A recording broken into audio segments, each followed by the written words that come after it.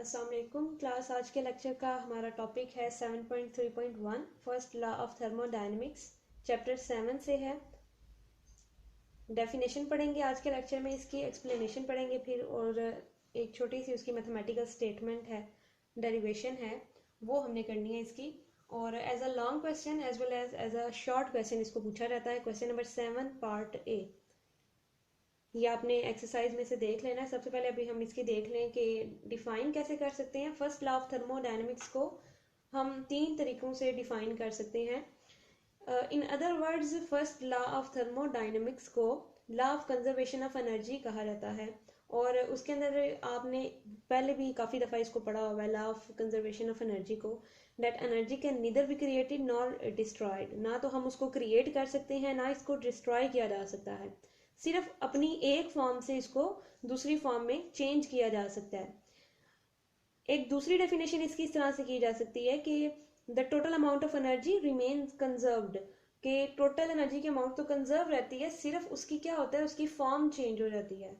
So first law of thermodynamics को define हम इस तरह से करेंगे अब, that first law of conservation of energy, law of conservation of energy, it states that energy can neither be created nor destroyed but can be changed from one form to another।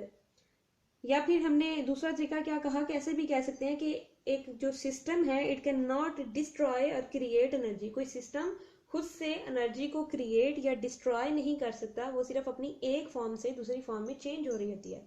जैसे कि electricity pass करवा के हम chemical reaction अगर कोई करवा रहे हैं तो इलेक्ट्रिकल एनर्जी चेंज हो रही होती है केमिकल एनर्जी में, या किसी केमिकल रिएक्शन की वजह से इलेक्ट्रिकल एनर्जी का प्रोड्यूस करना, तो वो केमिकल एनर्जी से इलेक्ट्रिकल एनर्जी प्रोड्यूस हो रही होती है। तो ये इस तरह की जो चीज़ें हैं इनको एक्सप्लेन करता है फर्स्ट लॉ ऑफ थर्मोडायनेमिक्स, यानी कि law of conservation of energy. ये तो उसकी कुछ स्टेटमेंट्स होगी। इसके अलावा भी एक और स्टेटमेंट हम इसकी कह सकते हैं कि total amount of energy of a system and surrounding it remains constant, यानी कि energy of universe it remains constant,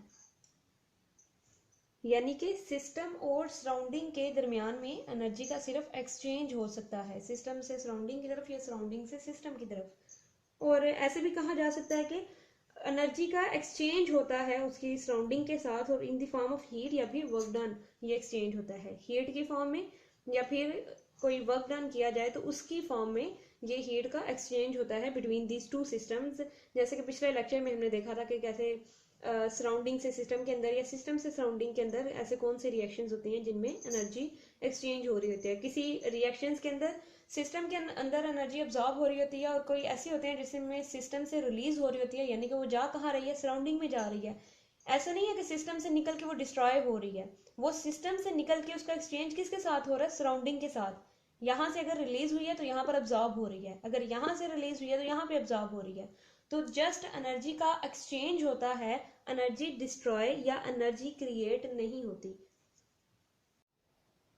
energy change, जैसे कि अभी हमने कहा कि एनर्जी का एक्सचेंज होता है सराउंडिंग के साथ in the form of heat and work और हीट की फॉर्म में सराउंडिंग के साथ उसका एनर्जी का एक्सचेंज होता है। सो एनर्जी चेंज की अगर हम बात करें तो it will be the sum of heat and work.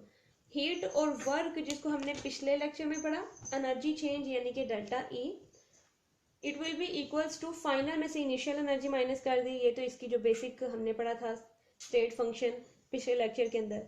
अभी हमने क्या देखा, according to first law of thermodynamics हम जो सारी स्टेटमेंट्स बता रहे हैं कि एनर्जी का एक्सचेंज होता है सराउंडिंग के साथ, और अभी कहा कि in the form of heat and work done हो रहा है। हीट और वर्क डन, जैसे कि हमने पिछले लेक्चर में पढ़ा, हीट को स्मॉल क्यू से रिप्रेजेंट किया जाता है और वर्क को कैपिटल डब्ल्यू के साथ। तो एनर्जी चेंज इस केस में फिर किसके इक्वल आएगा, it will be equal to the sum of heat and work, यानी कितनी हीट सप्लाई की और कितना वर्क डन हुआ है, उन दोनों का के सम के इक्वल होगा जो भी उसका एनर्जी चेंज है। इस इक्वेशन को मज़ीद एक्सप्लेन करने के लिए हम कंसीडर करते हैं कि एक गैस इनक्लोज्ड है एक सिलेंडर के अंदर, जिसके ऊपर मूवेबल या हम कह सकते हैं कि फ्रिक्शनलेस पिस्टन लगा हुआ है। तो जब उसका वॉल्यूम इंक्रीज करेगा तो ये पिस्टन ऊपर की तरफ या नीचे की तरफ इंक्रीज या डिक्रीज करने पे ऊपर या नीचे की तरफ ये मूव कर सकता है, जो इस पे पिस्टन लगा हुआ है, फ्रिक्शनलेस पिस्टन है।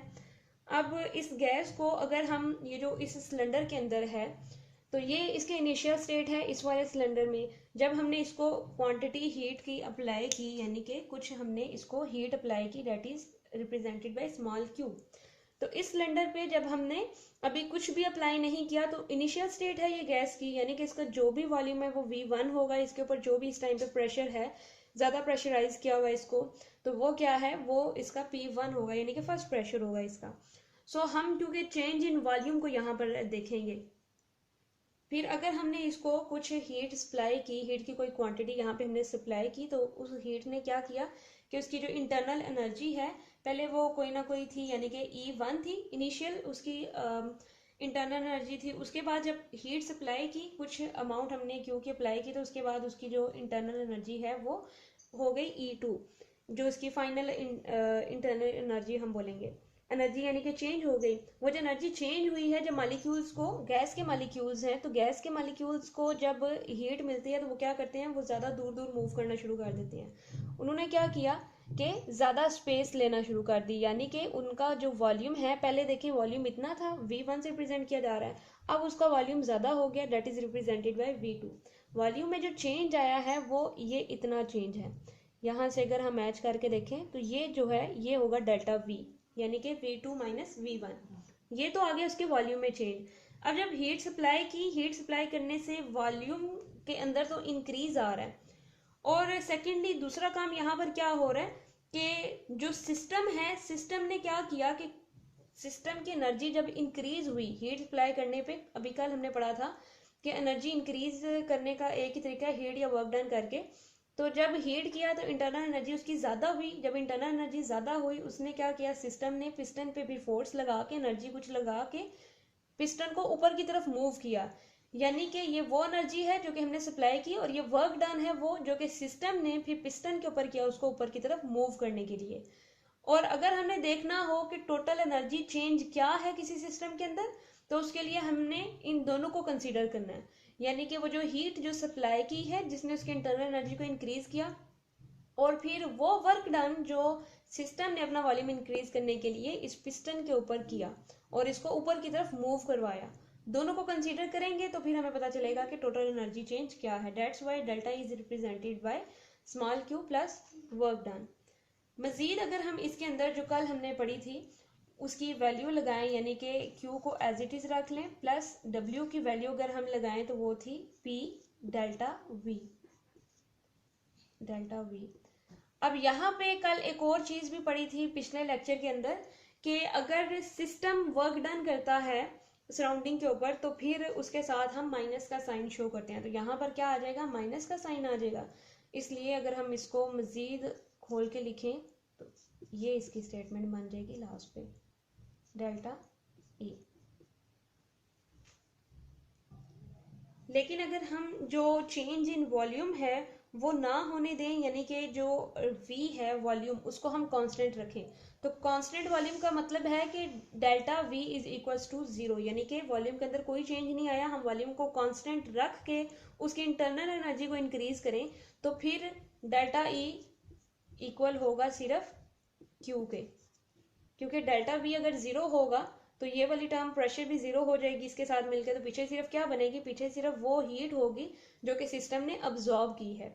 क्योंकि अगर हम वॉल्यूम को चेंज नहीं होने देंगे, वॉल्यूम को कांस्टेंट रखेंगे ड्यूरिंग दिस प्रोसेस, तो डेल्टा V यानी कि change in volume will B 0। अगर ये चीज 0 हो जाएगी तो ये सारा जो टर्म है यहाँ पर इसने भी 0 हो जाना है। पीछे हमारे पास सिर्फ बचेगा कि change in internal energy will be equals to the heat that is supplied to the particular system, जो सिस्टम को हीट जितनी प्रोवाइड की गई वो इक्वल होगी उसकी डेल्टा E के।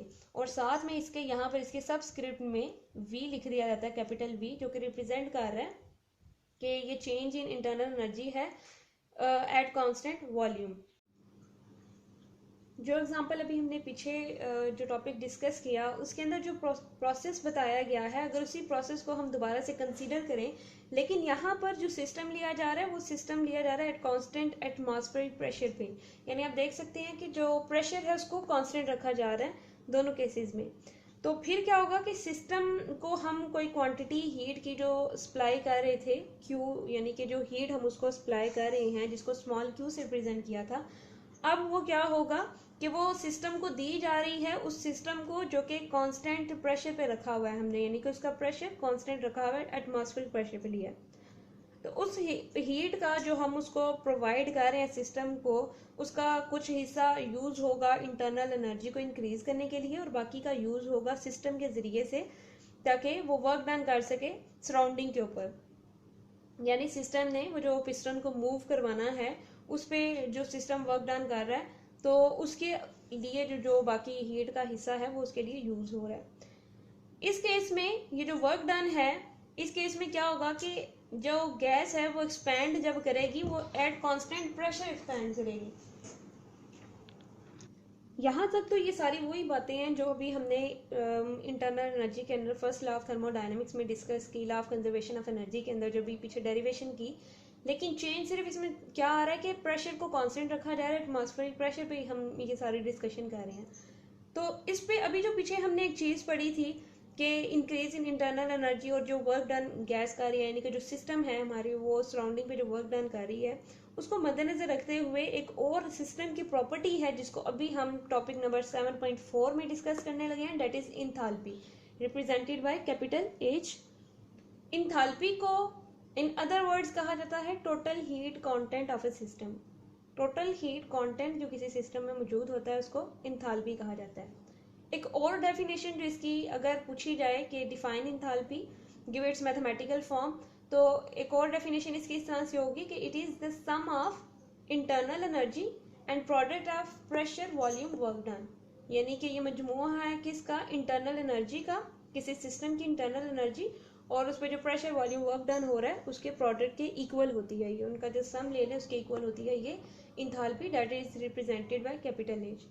लेकिन इंथाल्पी क्या है कि इसको हम डायरेक्टली मेजर नहीं कर सकते। इंथाल्पी एक स्टेट फंक्शन है और इसको जॉल्स में मेजर किया जाता है, यानी कि जो इसका यूनिट है वो जॉल्स यूज किया जाता है।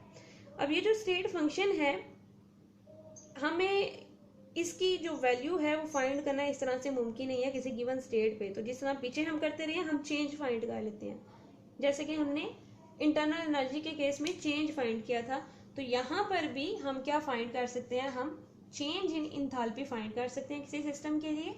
तो ये इक्वल हो जाएगा डेल्टा ई, और इसके साथ भी अगर हम डेल्टा लगा दें यहाँ पे डेल्टा आ जाएगा। तो फिर ये इक्वेशन किस तरह से बन जाएगी, ये साइड एज इट इज रहेगी, delta H is equals to delta E, यानी change in internal energy plus, तो ये जो यहाँ पर ये जो चेंज का साइन है एक दफ़ा ये पी के साथ लिख देना और एक दफ़ा इसको हमने यानी कि डेल्टा पी और वी को एज इट इज लिख देना है। फिर हम प्लस का साइन डाल के फिर लिखेंगे delta P delta we. Equation को खोल के फिर इस तरह से लिख दी जाएगी इक्वेशन। अब क्योंकि हम सारी डिस्कशन करने से पहले क्या कर रहे हैं कि कांस्टेंट प्रेशर के ऊपर हम ये सारा प्रोसेस स्टडी कर रहे हैं, तो जब प्रेशर कांस्टेंट है इसका मतलब चेंज इन प्रेशर कोई भी नहीं आया। सो डेल्टा पी यानी कि change in pressure will be zero. तो अगर डेल्टा पी हम जीरो कर दें यानी कि कांस्टेंट प्रेशर पे है अगर, it means delta P is equals to zero. तो इस सारी स्टेटमेंट अगर हम देखें तो ये डेल्टा पी अगर जीरो हो जाए इसकी वजह से इसके अंदर ये जो सारी टर्म है ये जीरो हो जाएगी। तो पीछे हमारे पास क्या बचेगा, पीछे बचेगा delta E plus P delta we, यानी ये जीरो हो गई। तो बाकी हमारे पास बचा डेल्टा एच यानी कि enthalpy, it will be equals to change in internal energy, sorry enthalpy के लिए डेल्टा एच लिखना है यहाँ पे, delta H it is equals to delta E plus P into delta we.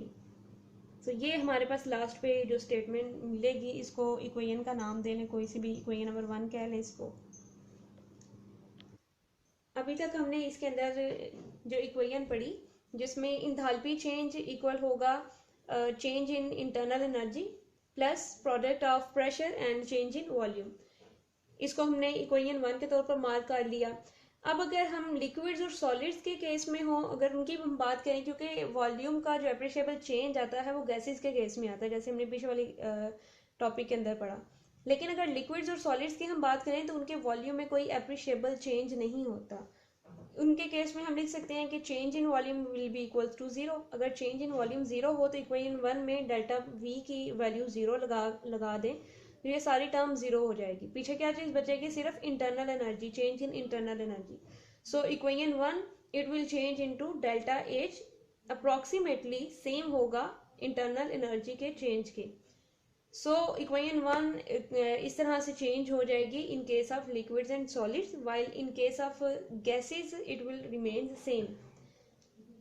इसी इक्वेशन को अब आगे लेके अगर हम चलें, और जैसे कि पिछले टॉपिक में जो सारी हमने डेल्टा ई की डेरिवेशन पढ़ी, वो सारी डेरिवेशन अब हम आगे लिखेंगे, और उस डेरिवेशन के लास्ट पे जो हमने फाइंड किया था वो हमने जो शुरू में हमने उसकी स्टेटमेंट के साथ जो लिखा था कि according to law of thermodynamics, और वो फाइंड करके डेल्टा ई यानी कि इक्वल्स था क्यू प्लस वर्क डन, यानी कि हीट प्लस वर्क डन के इक्वल होता है। वो वैल्यू हमने डेल्टा ई की जगह पे फिर अब इसके अंदर लगा देनी है।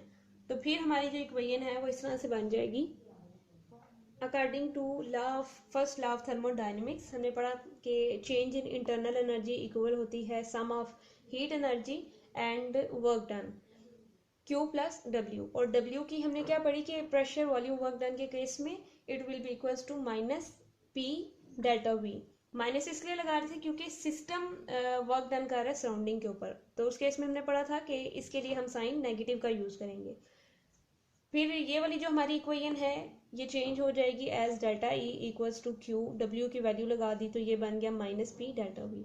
अब डेल्टा ई की जो ये सारी वैल्यू है ये वाली इक्वेशन अगर हम लगा दें इक्वेशन नंबर 1 के अंदर, यानी कि यहाँ पे इसकी जगह पे अगर हम ऐड कर दें तो ये बन जाएगा delta H as it is आ गया equals to Q minus P delta V. ये वाली वैल्यू लगाई डेल्टा ई की जगह, और P delta V as it is हमने लगा दिया आगे।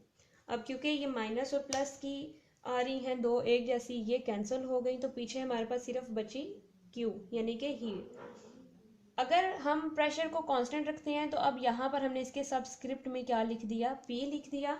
यानी कि अगर हम सिस्टम का प्रेशर कांस्टेंट रखते हैं तो एट कांस्टेंट प्रेशर जो उनका टोटल हीट कंटेंट है यानी कि जो चेंज इन इंथाल्पी है या इंथाल्पी चेंज इक्वल होता है to the heat that is absorbed by the system. जो हीट हम उसको क्वांटिटी जो हीट की हम उसको सप्लाई कर रहे हैं उसके इक्वल होती है एनर्जी चेंज।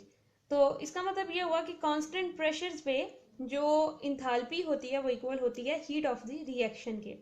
अब यहाँ से एक और चीज़ भी पता चल रही है कि जो रिएक्शंस हम कांस्टेंट प्रेशर पे करते हैं उनको प्रोसीड करवाना ज़्यादा आसान होता है as compare to those reaction that are proceed through a constant volume. यानी वॉल्यूम को कांस्टेंट करना, कांस्टेंट रखना, मेंटेन करना मुश्किल होता है as compare to constant pressure. यानी प्रेशर को तो हम वैल्यू उसकी सेट रख सकते हैं, उसको कांस्टेंट रखा जा सकता है, लेकिन वॉल्यूम के साथ डील करना थोड़ा मुश्किल होता है। इसका मतलब ये हुआ कि वर्किंग विद डेल्टा एच यानी कि इंथाल्पी चेंज के साथ काम करना ये ज़्यादा आसान होता है as compare to delta E.